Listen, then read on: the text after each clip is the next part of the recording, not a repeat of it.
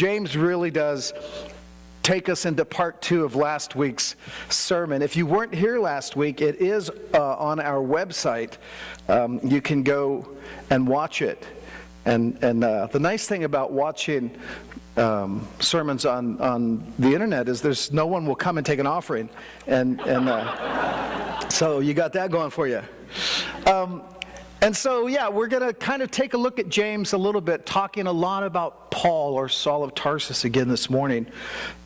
James, like every writer in the New Testament, speaks about our suffering. And James doesn't mince words. He just comes right out in his letter and says to a church that is being persecuted, consider it all joy when you fall into different trials and difficulties. And that is, again, that's just counterintuitive. Why we would never be happy to be going through difficult stuff. But these New Testament writers keep saying, no, there's something there for you to learn. And what James says is there is a particular type of wisdom. If you don't have it, you can ask God for it. And that wisdom God will give without judgment, so that you might understand there is a way to have joy even in the midst of difficulties. And so we'll be looking at that this morning and covering a paragraph that I shared last week from a devotional writer, a Franciscan priest named Richard Rohr, who gave us about 5 or 6 points on how we can allow the things that go wrong in life, from horrible tragedies just to the things that bother us, how we can redeem them and turn them into something good. And that's where we're going, following Paul's admonition last week to be thankful in all things. Now, the first one is that Father Rohr tells us is this one right here. Pain teaches a most counterintuitive thing, that we must go down before we even know what up is. Now, we've all heard something like, you don't know how good something is until it's gone, right? And then we're like, wow, that was amazing. For me, it's health. The older I get, the more I remember what good health felt like. And some of you identify with that. When I was young, I had strength. I could run, I could play hard, I could ski, I could hike. My body did what my brain told it to do. And then at some point in my life, I think it was in my 40s, I was on my knees and I stood up and I heard a noise. And my body has protested ever since. And now I will say to the kids, run over and get that for me and bring it to me, right? You remember because you've lost something. Marcy and I just went on this little cruise ship a couple of weeks ago, and Marcy's favorite thing about cruise ships is that they have a place for you to work out, treadmills and all that stuff. And we just got on the boat and she said, would you like to go lift weights with me? And I'm like, are you out of your mind? Well, I would hurt for a week after that. And so I went and watched her lift weights. And that's exhausting. But after that I just went and read and had coffee. Sometimes, though, it's true, right? And it's not rocket science. You have to lose something to appreciate what it was. Saul of Tarsus, he was, becoming well known as a persecutor of Christians. He knew success in his field. He had all the right education, the right connections. He had money, he had prestige, and he had to lose it all. He had to go down to the bottom before he could reorient to what was true and what was pure, and that was Christ. The young Saul of Tarsus was growing in his evil position, reaching new heights, becoming well known as a persecutor. He had been knocked down by Christ on his road to Damascus, and he had to go to the bottom before he could consider a different perspective on life. He had letters from the High Council in Jerusalem, which was essentially permission to rule over the lives of people. And so he took those letters as his authority, and he arrested and broke up families and even murdered people in the name of his religion, of his orthodoxy, and was becoming known in his day as a fierce persecutor as someone to not mess with. He had power over the individual lives of those wanting to follow Jesus Christ. He had the power of the state, police power, and the power of religion. And there's no more dangerous combination than someone who has both of those. And so as a young Pharisee, he was becoming a household name, respected and feared, until the day the God he thought he was serving knocked him down and said, "Why are you fighting me? Why are you fighting me?" The God he thought he was serving in his blind, murderous zealotry blinded him and called his bluff. Suddenly, everything was upside down for Saul. He fell from the height. And in that moment, he suffered both the crashing of his confidence that he was holy and he was right, and he experienced physical blindness all in one moment.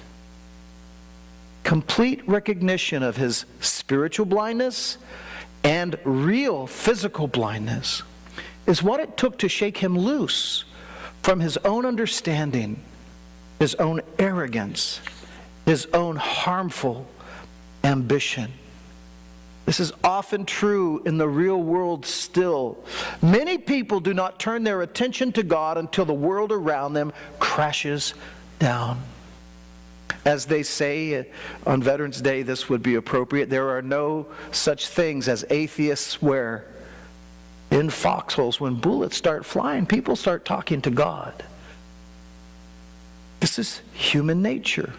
It is the repetitive story of ancient Israel who, when things were going well and they seemed to be blessed, would forget about God until things got really bad. And then they would turn back and cry out to God. We are touched in our country by such horrific things. Mass shootings, wildfires, hurricanes, and immediately we think, God, help us. God does not always, though, keep us from falling. Life happens, struggles happen, accidents happen, and the path to joy or the path back to joy is when we fall, to turn our eyes and our hearts back to God.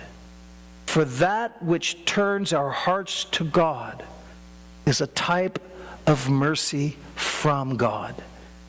And Saul of Tarsus fell that day on the road to Damascus, but he did not fall from grace. He fell into grace. It was a merciful humiliation that Saul suffered.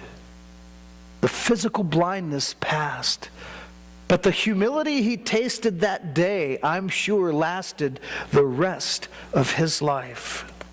He learned he was not, in fact, serving God, but fighting God. And that crash, that humiliation, carried him a lifetime. He can now see clearly. He can now trade hate for love. Because of the revelation of Christ at his lowest, he never stopped looking up. And we are like that. Sometimes things have to crash before we turn our hearts to God. We seek stability in our lives, balance and firm footing. We seek safety, thinking that's where we should be, until our foundations rock, until the earth shakes. We so easily rest in our own self-assurance. And then when trials come, we call out to God. And whatever turns our eyes heavenward, even if it hurts, does us an eternal service. The next point is that suffering of some sort seems to be the only thing strong enough to destabilize our arrogance and our ignorance. Now, I understand that animals and people can be trained by positive reinforcement. You know, you do a good thing, you get a cookie, right? And some of us have had a whole lot of positive reinforcement. But there are some things that even positive reinforcement struggles to overcome, and I would say that that would be arrogance and ignorance. The great Pharisee, Saul of Tarsus, was ignorant. Even though he was well educated, he was arrogant beyond belief, so convinced of his position on God and God's law that he sought to kill those who disagreed with him. He sought to kill those whose only crime was following the Messiah, the Lord who preached love. In his arrogance, he did not know what he could not see. His arrogance and his hubris blocked him from realizing his own ignorance.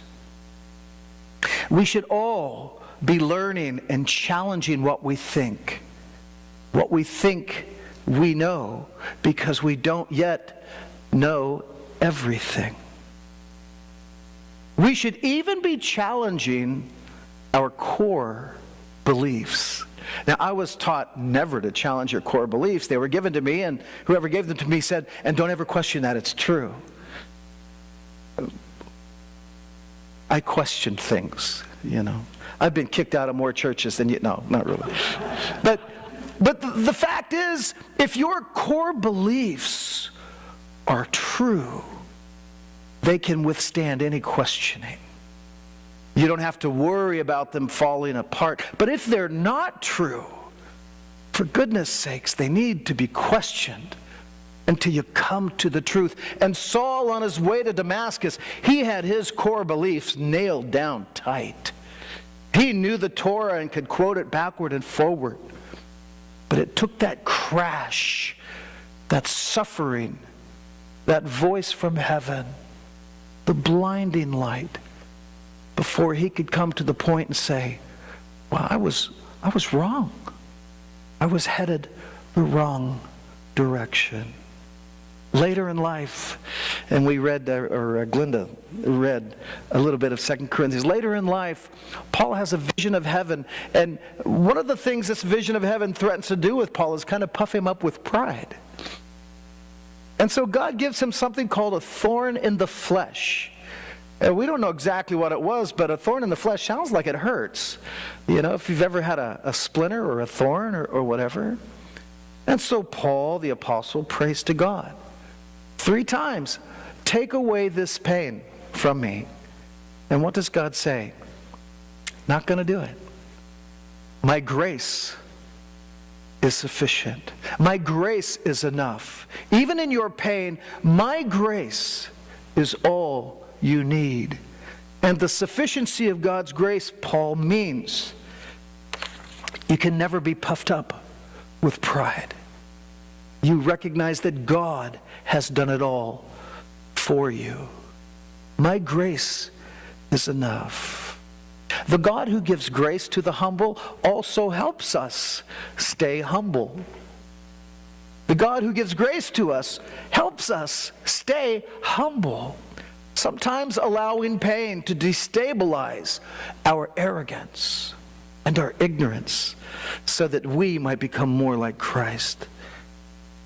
Suffering can bring us to the point of asking hard questions. And those are important questions to ask. Father Rohr continues one more. There we go. He says, I would define suffering very simply as whenever you are not in control. Now, we're not all control freaks in here, but you know who you are. But we all like a certain degree of control in life. I was listening to NPR this week, and Terry Gross, who has a show called Fresh Air, was interviewing a woman named Elaine Pagels. And I listened to the article or to the newscast there, the interview, and then I told Wendy, I said, listen to this woman's voice. Elaine Pagels is someone who, when you hear her voice, you immediately know she has depth of soul. And just the meter and texture of her voice, you're like, oh, I want to hear what she has to say. She has depth and wisdom. And as I listened, I discovered incredible depth and wisdom. She's being interviewed because she just wrote a book called Why Religion? A Personal Story. And as a professor of religion at Princeton University, she had been one who studied the world's religions. Her husband was a physicist. She had a couple of kids, and then they had a little son who was born with a heart defect, which was repaired through surgery. But then he received another condition, and the next condition, the physician said, your son will die before his 10th birthday. And he died at 6.5 years old. And she said it was the worst thing she ever experienced. She didn't know how they could go on.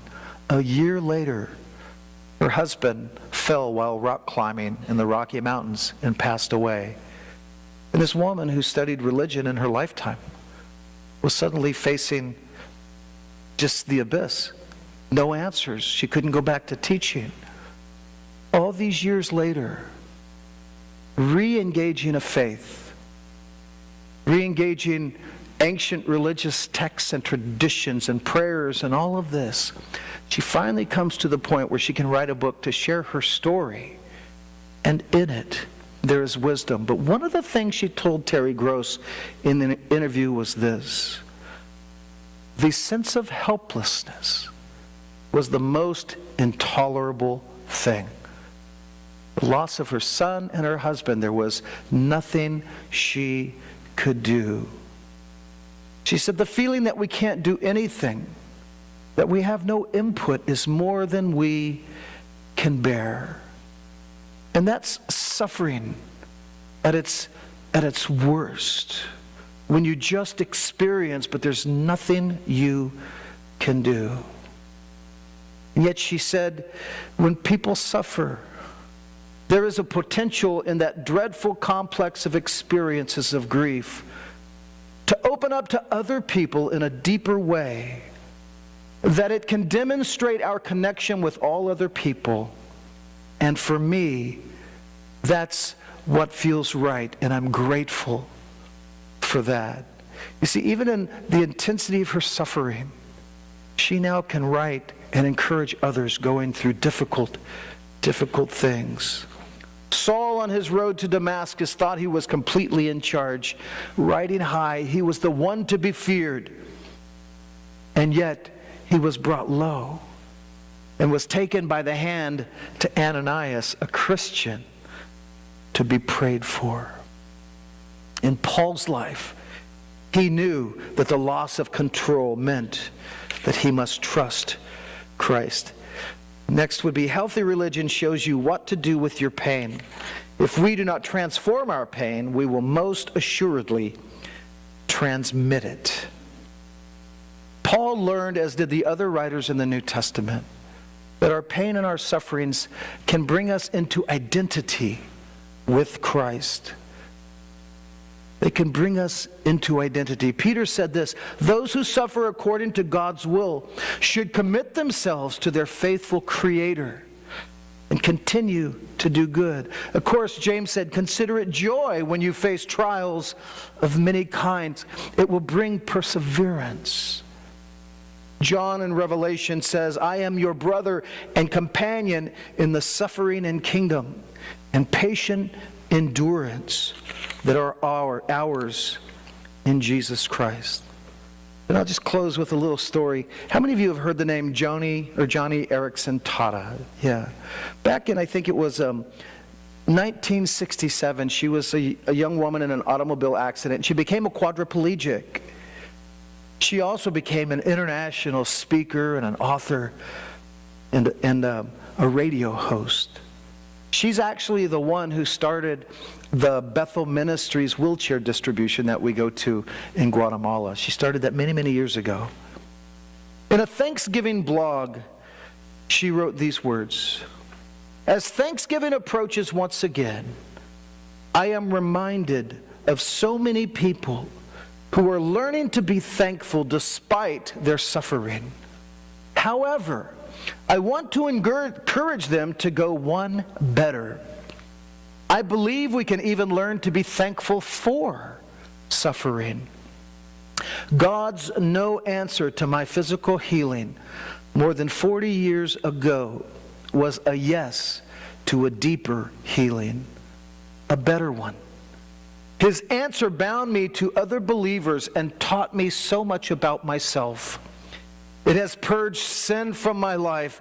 It has strengthened my commitment to Him, forced me to depend on His grace. His wiser, deeper answer has stretched my hope, refined my faith, and helped me to know Him better.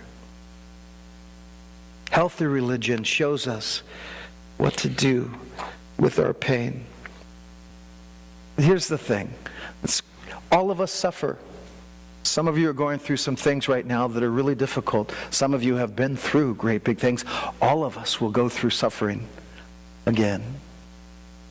All of Scripture witnesses to the fact that it doesn't have to be empty. That there's a way, there's a wisdom we can learn, we can ask God for that will teach us even how to have joy in the trials and in the difficult times. Or as Paul said last week as we opened up, give thanks in all things, for this is the will of God for you in Christ Jesus. With that I will say amen.